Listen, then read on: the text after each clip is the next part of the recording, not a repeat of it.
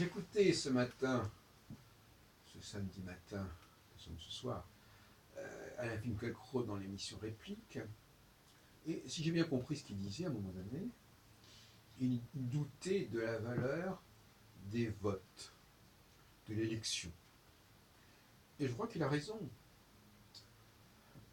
Cette façon de croire qu'on résout les problèmes en faisant voter les gens, en organisant un référendum, etc., c'est du pipeau. Sauf si on a affaire à... Premièrement, le vote, c'est déjà un mode d'échec. Déjà. Parce que si tout le monde était d'accord, il n'y aurait pas besoin de voter. Mais non, on dirait, voilà, on est tous d'accord là-dessus. Dans beaucoup de cas, on est tous d'accord. On observe des choses, on sait qu'il en est ainsi. Donc s'il en est ainsi, on n'a pas besoin de voter pour savoir s'il en est ainsi. L'observation, si elle est partagée consensuellement, n'a pas à déboucher sur un vote. Et mais je dirais même plus que, voilà, alors si effectivement quelqu'un n'est pas d'accord, il faut voir pourquoi il n'est pas d'accord.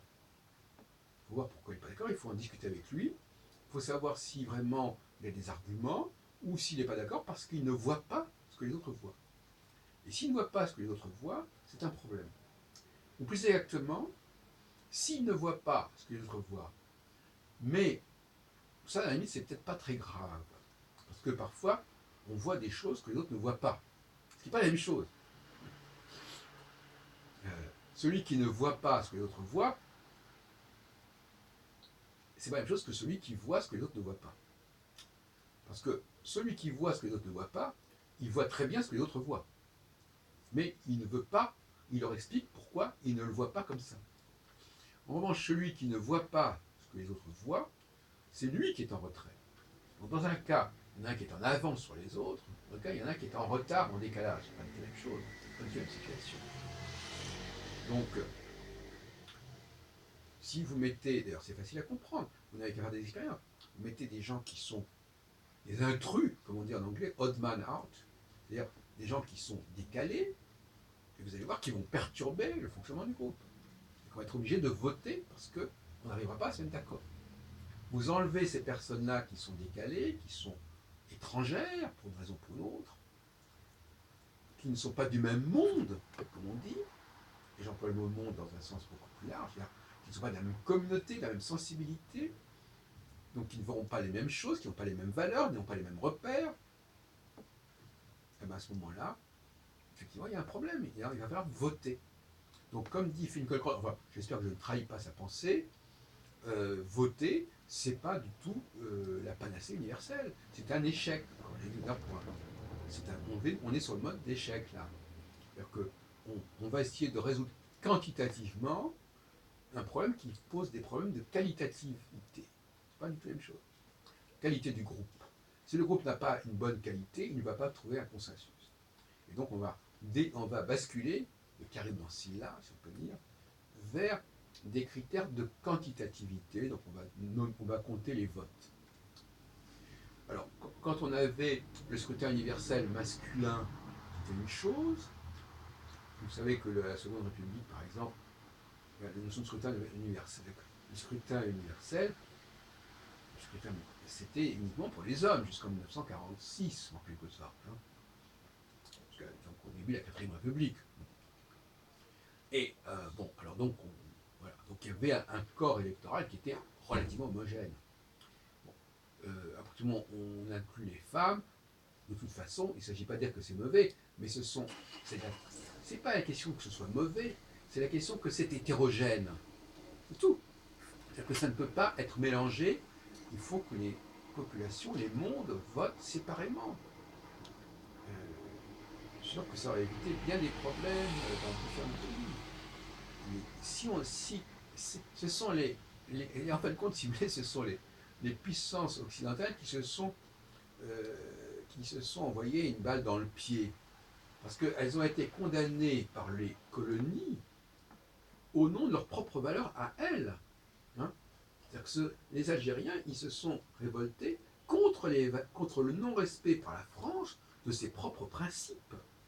Donc si la France avait eu d'autres principes, elle aurait eu d'autres problèmes. Si elle avait pratiqué elle-même dans dans sa propre métropole une certaine politique de cohabitation de différents mondes, de différents collèges, de différentes communautés, elle n'aurait évidemment pas eu les mêmes problèmes en Algérie.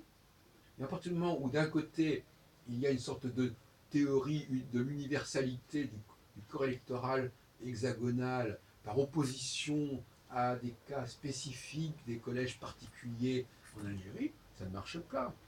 Israël, c'est pareil. Israël a des problèmes avec les territoires occupés, comme on dit depuis 50 ans, parce que elle a un modèle démocratique qui n'est pas approprié. Si elle fonctionnait autrement, si Israël fonctionnait autrement, il y aurait d'autres façons de gérer ces questions-là. D'ailleurs, les pays comme d'autres pays ont un autre mode de fonctionnement, avec des minorités qui parfois dominent, et, qui évidemment ne pourraient pas dominer s'il n'y avait pas un mode électoral qui le permettait. C'est-à-dire par là que, effectivement, le problème de l'État juif, l'État hébreu, l'État juif, c'est justement qu'il est relié à une problématique électorale qui n'est pas appropriée, à la situation, et qui ne l'a jamais été. Et ça, c'est le grand problème. Herzl, enfin, je ne sais pas, je ne veux pas revenir sur son État juif, son Judenstaat de 1897, je crois, ou 96, ça dépend des théories là-dessus, et puis on ne sait même pas s'il faut traduire par l'État juif ou l'État des juifs, enfin, on ne va pas revenir là-dessus dans cette causerie. J'ai fait un bouquin là-dessus, qui est paru en 2002 aux éditions Ramcat, à côté de Lyon, dirigé par Robert Eben Azra. Et donc, non, la démocratie a fait beaucoup de tort aux pays occidentaux, et Israël, qui fait partie des pays occidentaux, elle leur a introduit des obligations, et ça fait partie d'une critique du droit. Voyez-vous ? Vous savez que je me suis lancé dans une critique du droit qui ne tient pas compte, alors d'une part, donc je complète ma critique du droit, il ne s'agit pas seulement du fait que le droit ne tient pas compte d'une certaine cyclicité dans son mode de fonctionnement du temps électoral, du temps des mandats, de la durée des fonctions. Mais en plus, ce droit pose une sorte d'universalité du corps électoral, du corps citoyen, qui n'est pas approprié. Non pas que dans certains cas, là je reviens sur mes théories là-dessus cycliquement, il y a des moments où effectivement on peut décider qu'il y a une sorte de communauté extrêmement large, très unitaire, qui va englober des populations extrêmement différentes. On peut jouer cette carte-là à certains moments, en connaissant toutes les limites. Et à d'autres moments, il faut que chaque nation, j'emploie le mot nation au sens où on l'entendait à l'époque de Napoléon Ier, sous la Révolution, quand on parlait d'une nation juive, pour dire qu'il y a une communauté particulière au sein de l'État français. C'est pour ça que le mot État-nation me paraît complètement débile. Et effectivement, voilà, il y a un temps où chaque communauté, chaque monde, et la question effectivement de savoir combien y a-t-il de mondes qui seraient reconnus, hein. En tout cas pour moi il y a le monde des hommes et le monde des femmes déjà, mais ce n'est pas le seul clivage qui puisse exister. Chaque monde doit élire ses représentants. Et un État est un fédérateur de nations. Et je rappelle quand même que tout État est un empire. La France est construite comme un empire. Elle a intégré des pays, des nations très différentes.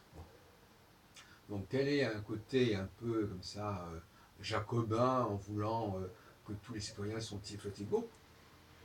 Peut-être que ça fait sens à certains moments, mais on a bien vu que ça ne fonctionnait plus, ou ça ne fonctionnait pas toujours. Elle en a payé suffisamment le prix de ces erreurs de perception et d'analyse juridique, puisqu'on est quand même dans le droit public, dans le droit constitutionnel.